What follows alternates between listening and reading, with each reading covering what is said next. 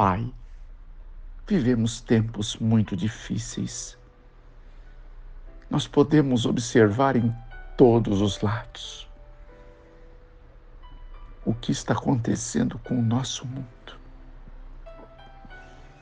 Os sinais que o Senhor nos enviou por meio dos profetas, com a ênfase de Jesus, quando aqui entre nós esteve, em pessoa. As profecias de Daniel, de Apocalipse, tudo sinalizam o fim do tempo do fim. A melhor coisa que podemos fazer é nos preparar melhor. Não nos conceder a possibilidade da procrastinação, porque nada tem a ver com o que é eterno, senão com tendências carnais deste mundo. Quando o Espírito nos fala ao coração que acatemos, do contrário, como faz a maioria, endurece. E desta forma, não permite que a graça da tua palavra, das tuas profecias, dos avisos de um Pai amoroso, sejam aceitos e tornado a vida uma novidade de verdade, para poder salvar a si mesmo e os que estão por perto. Mas hoje, ao ouvirmos a tua voz, queremos pedir a unção para receber a tua palavra, os teus ensinos e avisos dos eventos finais, com maestria e gratidão. Fale-nos e nos torne aptos para compreender os enganos do tempo do fim, com a ministração do teu Espírito em nós, por Jesus. Amém. Lição 11. A nossa reflexão assim nos aponta. Não é de admirar, porque o próprio Satanás se disfarça de anjo de luz. Portanto, não deveria surpreender que os seus próprios ministros se disfarcem em ministros de justiça. O fim deles será conforme as suas obras. 2 Coríntios, capítulo 11, versos 14 e 15. Hoje, o nosso mundo tornou-se um grande produtor de propostas místicas, de eventos que narram o sobrenatural, avalizados por Hollywood, por Disney World, por diversas empresas do mundo cinematográfico, a mídia em geral, fazendo com que não pareça ser um problema a produção de filmes que combatem as afirmações bíblicas provenientes de Deus, com propostas místicas e uma infinidade de ações que conduzem ao erro, ao engano e à mentira que nós conhecemos desde os primórdios, porque temos a Bíblia como referência e como padrão de conduta. Gênesis 3:4. Afirmação da antiga serpente, chamada Diabo Satanás. Apocalipse 12:9, que engana todo mundo quando afirma a Eva que é certo que vocês não morrerão. Gênesis 3:4. O terreno encantado deste anjo tenebroso fez-se um arvorecer neste mundo, onde todos se regozijam e se deixam envolver nas malhas deste engano fatal. O misticismo nada mais é do que uma enorme gama de ideias, das mais variadas possíveis, no que se trata religião, espiritualismo, transe e etc. Ou seja, tomar lugar da autoridade primaz da palavra eterna de Deus através da Bíblia, fazendo com que ela se torne uma pauta secundária, terciária, quanto à doutrinação. E aqueles chamados cristãos, como nós, ao deixar-se envolver pela malha do misticismo, tornar-se-á vulnerável às mais nefastas experiências desta proposta. Somente a palavra de Deus pode nos proteger dos enganos do tempo do fim. Alguns pensam que não importa em que tipo de doutrina podemos crer, desde que haja a fé em crer em Jesus. Que terreno perigoso muitos estão se envolvendo.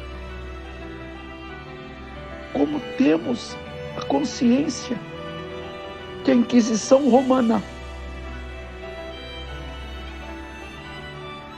pessoas que defenderam esta bandeira, realizaram feitos inesquecíveis na história deste mundo,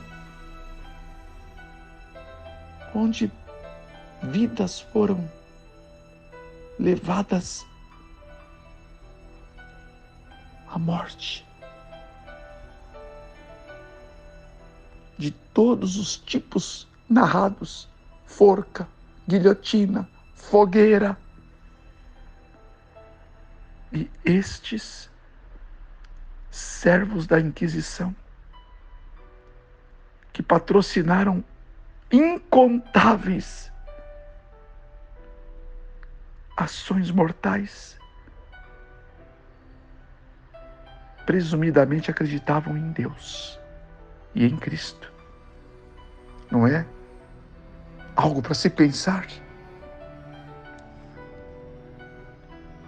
EQM, uma outra proposta. Experiência de quase morte. Há um livro muito conhecido para os que gostam de temas como este, dentro do misticismo, intitulado Vida Depois da Vida, de Raymond Moody. Editorial Nórdica, 1979, Rio de Janeiro. Narra estudos de uma experiência impressionante do fenômeno da sobrevivência à morte física. Esta é a pauta do livro. Por 5 anos, este autor pesquisou cerca de 100 pessoas, um pouco mais, que experimentaram a morte clínica e depois foram reanimadas. Invariavelmente, essas pessoas afirmaram ter tido acesso à luz, um ser amoroso, caloroso, antes de tornarem a vida. O que para alguns tem sido uma pauta incontestável da sobrevivência do espírito humano depois da morte. E inumeráveis outros livros promovem ideia semelhante. Agora, o que nós temos para contrapor ou para sustentar a nossa fé e para arguir com quem desejar sobre o que temos apresentado segundo a palavra de Deus? Porque ela é onipotente. E segundo Cristo Jesus, tudo neste mundo há de passar, os céus e a terra, mas as minhas palavras, disse ele, jamais passarão. 21:33 de Lucas, 13:31 de Marcos, 24:35 de Mateus, para variar, 48 de Isaías, 89:34 do Salmo. Então, vamos relembrar a história narrada em que Elias pôde ressuscitar o filho da viúva de Sidom, ou melhor, Serepta. Também, isso está em 1 Reis 17, 22 a 24, para poder ser relembrado. Eliseu, com o filho da Sunamita, 2 Reis 4, 34 a 37. O episódio da filha de Jairo, o líder da sinagoga, em Marcos 5, 41, 43. O filho da viúva de Naim, Lucas 7, 14 a 17. E Lázaro, o amigo de Jesus, irmão de Marta e Maria. Evangelho de João 11, 40 a 44.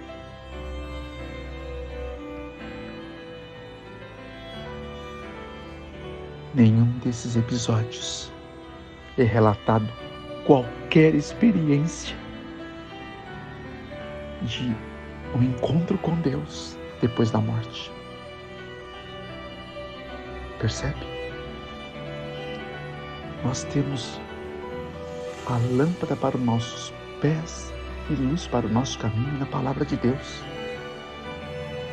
Bem-aventurado aquele que me dá ouvidos.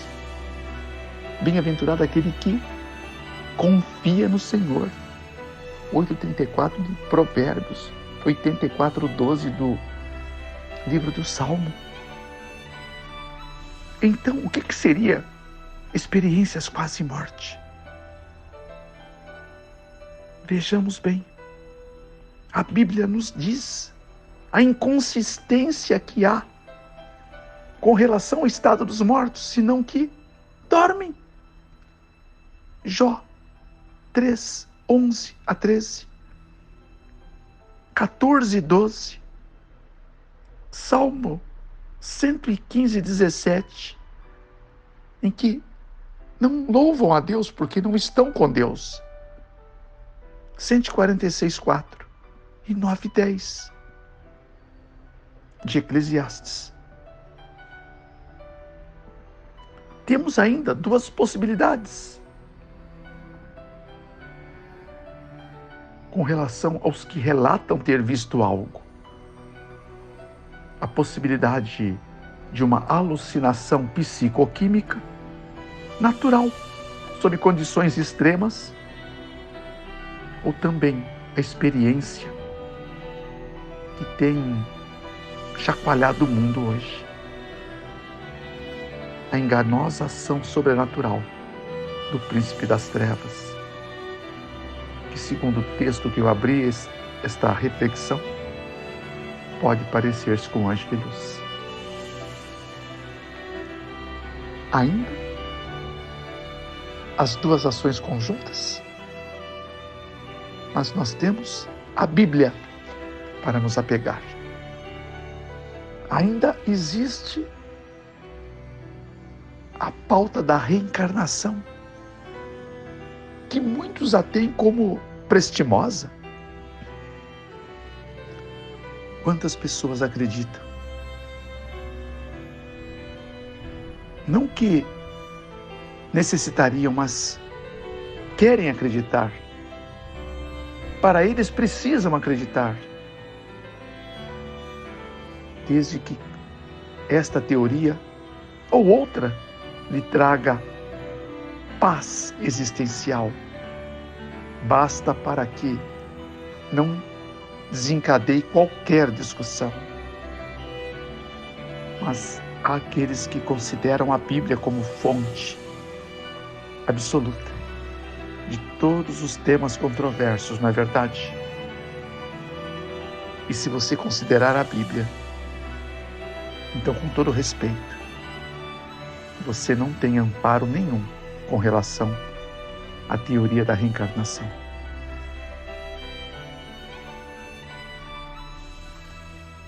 Esta teoria, ela jogaria por terra toda a essência bíblica no que tange a ressurreição do corpo. 1 Tessalonicenses 4, 13 a 18.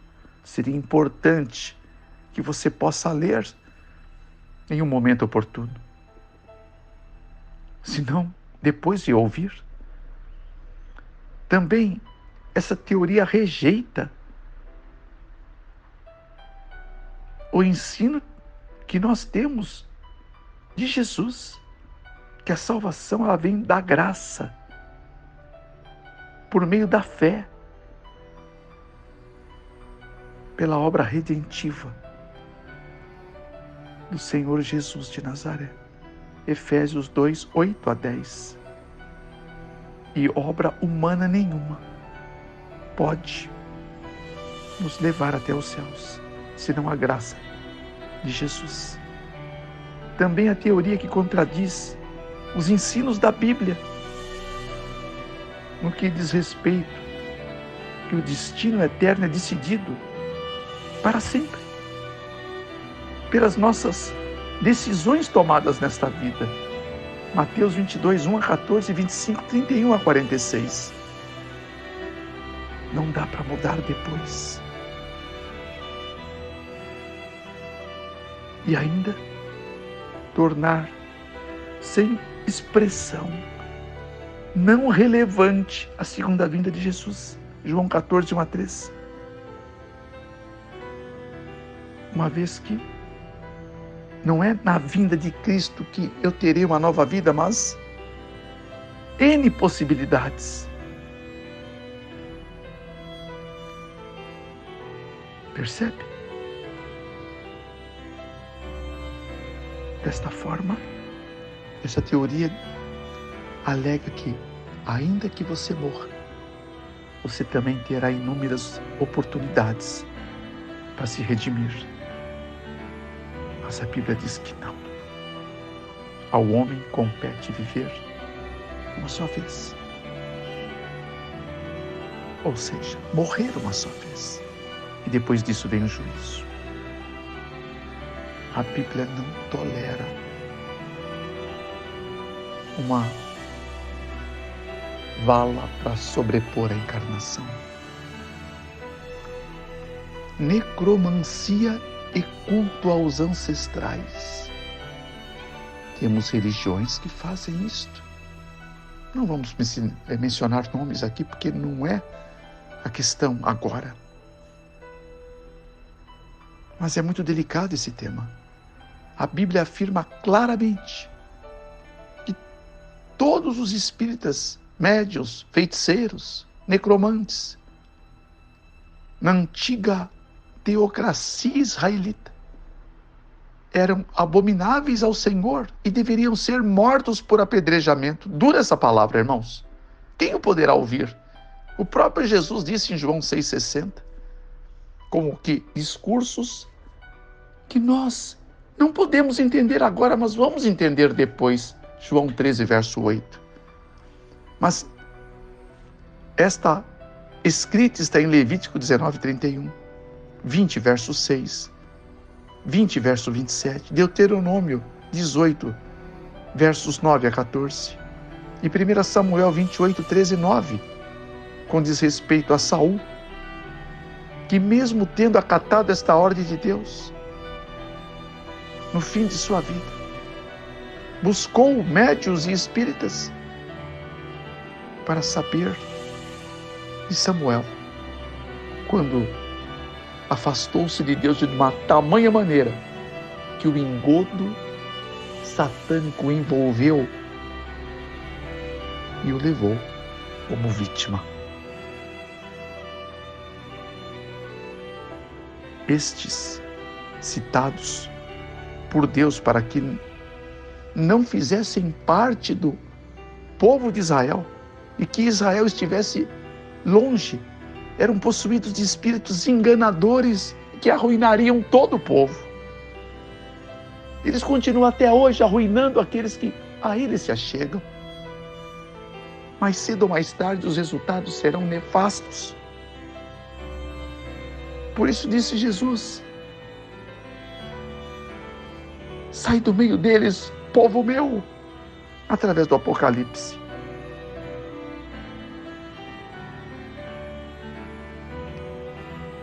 Quanto a Saul ter buscado este fim, a Bíblia relata, no capítulo 28 de 1 Samuel, que presumidamente Samuel se manifesta materializado e fala com Saul, invocado por uma pitonista, ou seja, uma feiticeira de Endor. Conforme você pode ler todo o capítulo. Agora, já que na Bíblia inumeráveis textos diz que isto não é possível, o que teria acontecido se não a manifestação de 2 Coríntios 11, verso 14 e também 15? Um anjo caído, um ser das trevas, um enganador, como relatado em Apocalipse 12, 9, fazendo com que o infeliz Saul tornar-se mais uma vítima de seus enganos satânicos. Infelizmente, e ele caiu. Porque mesmo séculos depois, 2 séculos depois, Isaías, o profeta do Senhor, deixou escrito: quando disserem a vocês, consultem os médios, os adivinhos, os que sussurram e murmuram, será que um povo não deveria consultar ao seu Deus? A favor dos vivos consultarão os mortos? À lei e ao testemunho, diz o profeta, se eles não falarem segundo esta palavra, jamais verão a luz do alvorecer. Isaías 8, versos 19 e 20. E também Isaías 19, verso 3, como um acréscimo. Amém? Personificações e outras aparições. Diz o grande conflito nas páginas 463 e 518. Esses espíritos mentirosos personificam os apóstolos e os representam como contradizendo o que escreveram sob a inspiração do Espírito Santo. Como ato culminante no grande drama do engano, o próprio Satanás personificará, inclusive o próprio Cristo. Irmão e irmã, oremos, aceitemos o conselho do apóstolo Paulo com relação à armadura de Deus que devemos vestir. Porque a nossa luta não é contra carne e sangue, minha irmã, mas contra principados e potestades, contra os dominadores deste mundo tenebroso, contra as forças espirituais do mal nas regiões celestiais. E só podemos ser protegidos contra esses enganos, estando vestidos com toda a armadura de Deus, conforme está descrita no livro de Efésios, ou na epístola, no capítulo 6, versos 12 a 18. Amém? Essas personificações e aparições, sendo assim, segundo todos os escritos bíblicos, é de ordem satânica, meu amigo. Mas elas não podem enganar aqueles que estão fundamentados na palavra eterna do Senhor. Qualquer aparição ou comunicação com os mortos precisa ser rejeitada pela graça de Deus. Não importa quão poderosa possa parecer, ou convincente e aparentemente real seja essa manifestação. Os mortos estão dormindo na sepultura, segundo assim diz o Senhor. Portanto, imagine, porém, perder uma pessoa muito querida e depois crer que ela apareceu para você. E se ele expressar amor, dizendo quanto sua falta lhe é sentida, falar coisas que só você e ele saberiam, e lhe disser que agora está em um lugar melhor, quem não acreditaria se você não está embasado na palavra de Deus, fundamentado somente no assim diz o Senhor, no que tange os ensinos quanto ao estado dos mortos? Muitos caem neste engano, não é verdade? Especialmente os que querem ou precisam acreditar nisto. Portanto, observe este aviso. Em Patriarcas e Profetas, um livro extraordinário inspirado por Deus na sua página 606. Algumas vezes, seres espirituais aparecem em forma de amigos falecidos, contam experiências pessoais de sua vida e fazem coisas que eles costumavam fazer enquanto estavam vivos. Do que se trataria, senão de espíritos caídos, tombados nas trevas, que querem arruinar. Igualmente estão arruinados, viventes das trevas, tirando aqueles que estão na luz, para enredarem seus caminhos. Nosso mundo tem aceitado cada vez mais manifestações do mundo sobrenatural, porque este mundo tornou-se um caldeirão de efeitos subliminares, inexplicáveis. Mas com a Bíblia tem explicação, não é verdade?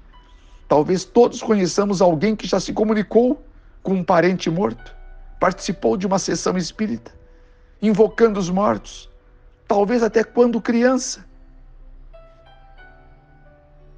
O Apocalipse relata que nos últimos dias estaríamos suscetíveis a esses engodos. Apocalipse, capítulo 13, versos 13 e 14, 12, verso 9 e 12, 16, versos 13 e 14. Seria permitido que esse anjo caído fizesse sinais e prodígios, meu irmão. O que é materializar-se e produzir-se como alguém que conhecemos e que já morreu? Vamos crer na Bíblia, na lei e no testemunho. Amém? Pai, traga luz, ilumine o coração da gente, em especial daqueles que ainda não têm acessibilidade à Tua palavra, que o Teu Espírito os